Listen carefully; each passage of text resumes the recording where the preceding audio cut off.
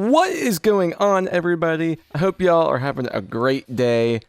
We finally finished Ghosts and Skulls 2 the other day. The entire community is so happy about this, just as much as I am. And I am very, very happy to finally be able to bring you all the steps and everything that we know of to this point in this full tutorial for Ghosts and Skulls 2. Now, all this footage is from my live stream over on Twitch, so if you want to see everything in its originality whenever the hunt was going down and when we were able to solve this world first, I believe so, you can head over to my Twitch. There'll be a link down in the description, and you can watch the hunt as we were solving all the steps in real time. Oh my goodness. Now, to get this infamous first skull that everybody has been hunting for a month, what you need to do is you need to get 1992 kills on specific traps around the map in a certain order. I'll explain it a little bit easier because very general stating of that is not easy to follow. So exactly what you need to do is you need to get 1 kill on the log swing. Then you need to get 9 kills on the wood chipper trap. Then you gotta get 9 kills with the Rave area trap. And then you gotta get 2 with the waterfall trap. Now, you do need to do it in the order of the log swing, and then wood chipper, then Rave area, then waterfall. However, you are able to use other traps in between each one of these. So you can get 1 kill on the log swing, and then you could go use the fish trap and get some kills, and that's not going to mess it up. You simply have to get first 1 kill on the log swing, then you can do other things with other traps and whatnot. Then move, eventually, the next one you have to get 9 on the wood chipper. And then you can go do other traps if you wanted to. Then you can do 9 on the Rave area, and you could do other traps, yada yada yada. This also, if you would happen to mess up and get too many kills on a certain trap, which if you do that, it's wrong. You have to only restart on that trap that you are working on. You don't have to go all the way back to the beginning with the log swing. Now, you get all the kills on the right traps, and as soon as the waterfall trap turns off, and if you only have your 2 kills, you'll hear the activation noise, and if you run to the Ghosts and Skulls machine, you'll see the first skull is there.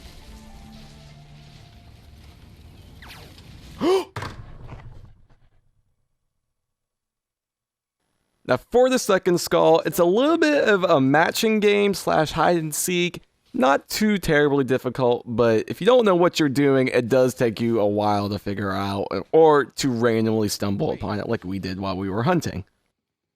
Now, what you need to do is first, you have to go into Rave mode. Once you're in Rave mode, go up to the Ghosts and Skulls machine, and there will be a symbol that is glowing green on it. Simply go up to it, ADS at it for long enough, and the symbol will enlarge and disappear. Now, you're going to want to remember what that symbol is. The reason you're going to want to remember what that symbol is because the next time you go into Rave mode, there's going to be symbols spawning in at 9 possible locations around the map. And what you're going to want to do is you need to find the same symbol that was on the arcade machine around the map. Now, there's going to be false symbols spawning in. So if you activate the wrong one, you do have to redo the step in the next Rave mode that you do. You have to reactivate the arcade machine, and then go back into Rave mode again and find the correct symbol. Now, as I mentioned, right now there are 9 possible locations where these symbols can spawn in. One of them is at a window above Pack-a-Punch on Turtle Island. The second one is at the boat if you go inside the boat docking area. There's another one if you go inside the KK shop window by where Slappy Taffy is. The fourth one, opposite of the frog charm, if you look on a rock, it can be there. If you go into the mess hall, and if you look in the urinal, it can spawn there. If you go to, in the owl camp section, if you go to the cabin with the green glow light stick thing in it, it can spawn on the back wall. If you go to the archery range, there's a hay bale in the back right that it can spawn on. In the Rave area, there is a tree to where if you're spawning on the side where the fairies spawn in, you can see it. And then last but not least, if you go into the basement where the knife game is at, if you look into the zombie spawn, it can be on the back lower left corner of the wall in the window spawn. Now, once you're able to activate the first symbol on the machine and then find the corresponding symbol on the map back to back, you'll hear the same activation noise as always, and then you can go check the machine and you'll see that you have the second skull completed. Okay. Now the third skull is probably the easiest out of all of them. I don't really think you could say this is going to be difficult at all. But all you simply need to do, you don't need to be in Rave mode, just go down to the knife throwing game, activate it, and then a skull will spawn either in between one of the legs and the arms or in between the legs, and just hit it with a knife. That's all you have to do for the third skull. So, on to the fourth skull. Remember the green symbols we had back in step 2? Well, they're back. However, they're back with a little bit of a twist. This time, you actually have to use the symbols to spell out the word skull. Now, you have to do this in a single Rave mode, and it uses the same 9 locations from step 2. Thankfully, the language doesn't change at all, and the same symbols mean the same letters every time. So just memorize the order of the symbols that I'm putting on the screen right now, and just do that every time, and this step is pretty simple. Do that, and as soon as you get the last L or the 5th symbol, you get the activation noise, and then the step is complete. Now, the 5th skull, I thought this one was pretty fun to do and find out, but all that you simply need to do is just ride the boat, and then while you're riding the boat, you'll get a little shooting gallery game of skulls that are just rising out of the water. If you miss too many of the skulls, you're going to have to ride the boat again and, well, complete it. But if you don't and you hit them all, you get the activation noise, and then you're on to the last skull. Now, this last skull, most people would probably say it's the most simple that you need to do. But all that you need is the Ben Franklin, which is the upgraded harpoon / crossbow, whatever you personally want to call it. Everyone calls it differently. But just grab it, run up to the machine, shoot it, and that's it. You're ready to jump into the game. Now, this Ghosts and Skulls game is quite different from the first one. First off, there's only 3 phases that you have to do in full this one. Second, the skulls are actually color-coded to which ghost you can actually hit them with. So, green ghosts can only go to the green skulls, yellow to the yellow, and blue to the blue. Now, the thing that makes this Ghosts and Skulls tremendously more difficult than the first one is the fact that they throw a memory concept into it. During the first phase, you see the entire skull wall and each skull's individual color 24/7 for its entire existence.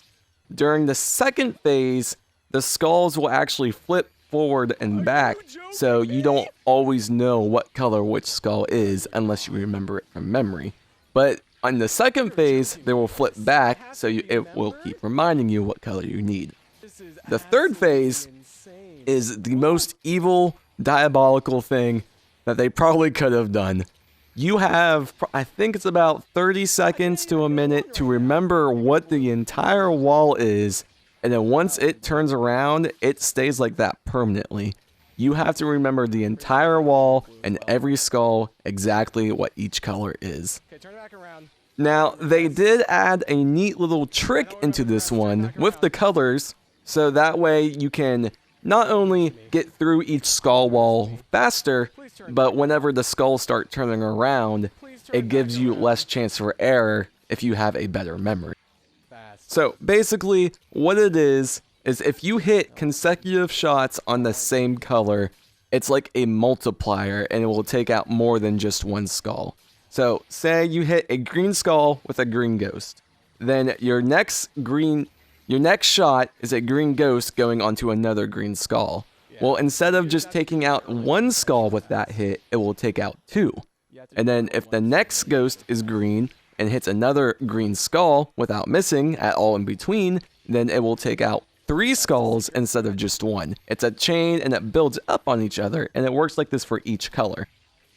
However, it only works if you stay on that one color. If you do one green skull, and then one blue skull, and then one yellow skull, it will still only take out 1 at a time. Now, if you are successful in getting past all 3 skull walls, and you can get it all done, you have beaten Ghosts and Skulls 2, and your rewards are same but different from Ghosts and Skulls 1. You get all of your perks, and they are permanent, but you also get a little ghost icon in the bottom left above your points. Now, I've not been able to test this out, and I've not been able to confirm this, But we believe that the ghost icon is basically an infinite co-op Afterlife Arcade revive tokens.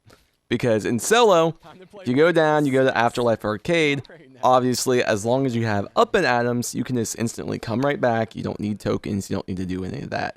In co-op, you have a limited amount of self-revive tokens. So we believe that in co-op, if you have this token, you don't even have to worry about only having 3. You can just always keep coming back over and over and over and over again. And that's it. That's everything there is to know to Ghosts and Skulls 2.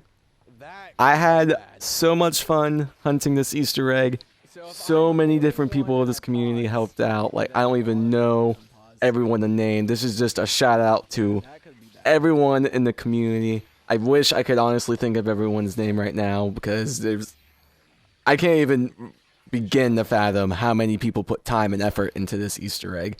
And all simply even just for the first step. So it's a good thing that we got this done. I'm glad we got this done. Hopefully this video helps everyone learn the rest of the steps that we've solved and figured out, and go do this game with their friends and have fun. But that's going to be it for me. I hope you guys enjoyed yourselves. If you enjoyed the video, make sure to leave a like, drop a comment if you have any questions, and possibly subscribe to the channel. But I love you guys. I will see you all in the next video. Bye-bye now.